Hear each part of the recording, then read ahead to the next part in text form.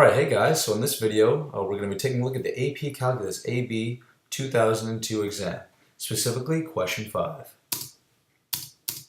Alright, so in this question, a container has the shape of an open, right circular cone, as shown in the figure below.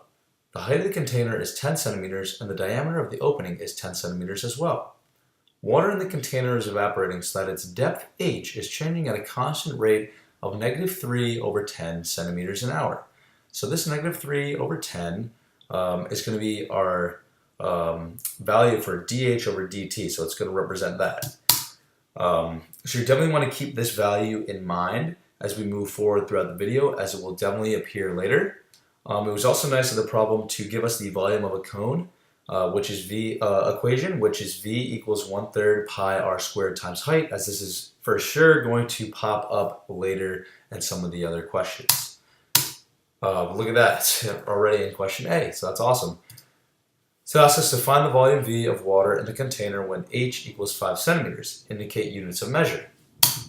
So I've put that volume equation back up there on the screen for us to use, as we're going to need to find the volume of water.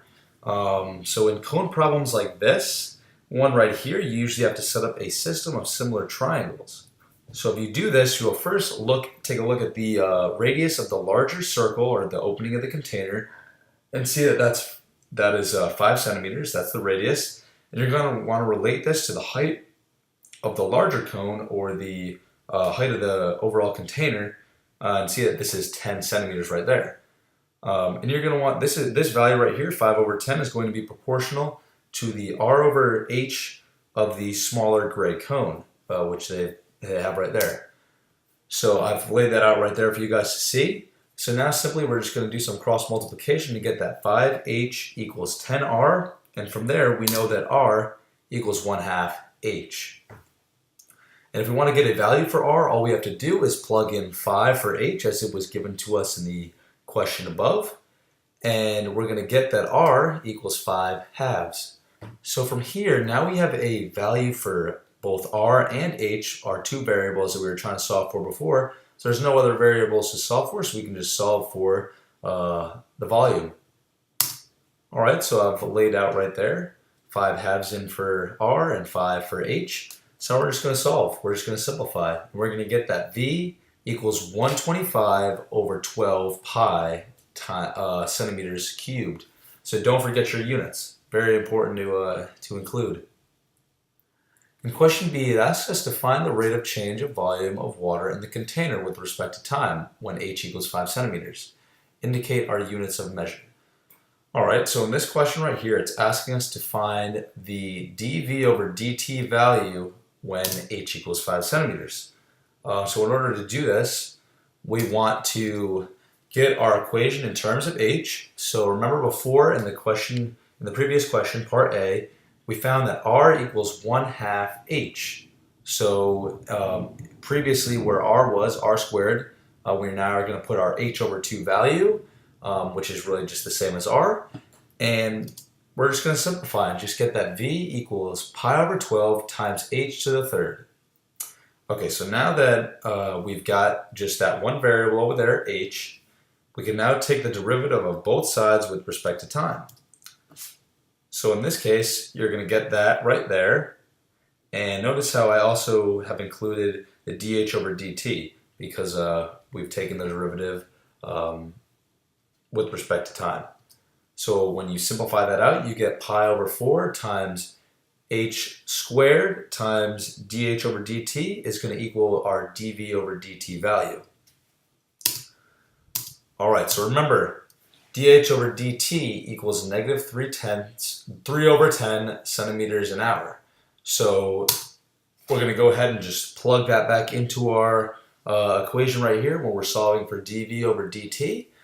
And we're just going to then simplify this out to get that dV/dt equals -15/8 pi centimeters cubed per hour.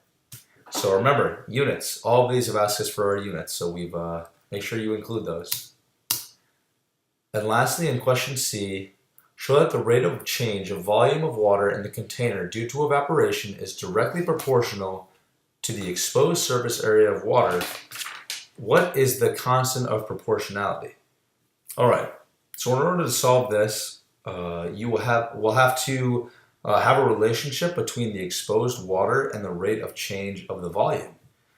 All right, so we're going to have to look at A equals pi r squared, and this is just our surface area equation right here. And then we also want to look at our dV over dt equation, which I've laid out right there.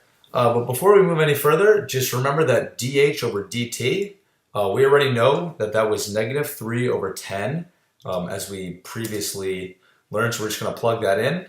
And from there, we're just going to simplify that dV over dt equals negative 3 over 40 pi times h squared. All right, so just keep that in mind. And then right now, we want to get rid of that h, and we want to, because obviously there's no h in our surface area equation, but instead we want to put an r in for h. So in question A, remember we're just going to throw it back to that. We saw that r equals 1/2 h. So just doing a little bit of multiplication here and just moving that 1/2 to the other side, we're going to multiply both sides by 2 and get that h is equal to 2r, right? And then here's our equation again, the a equals pi r squared. Just, you don't need to know that for now, but just for later. Right, so h equals 2r, and we're just going to throw 2r in for h. So now we've got that right there as equal to dV over dt. And from there, we're just going to simplify, and we're going to get that negative 12 over 40 pi times r squared equals dV over dt. So if we take that pi out and move it over there and simplify that further, we're going to get that negative 3 over 10 pi times r squared equals dV over dt.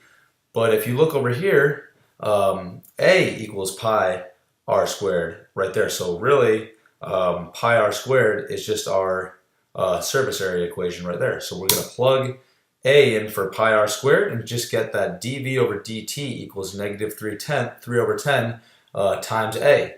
So look at that. We've definitely seen a relationship between the two right there.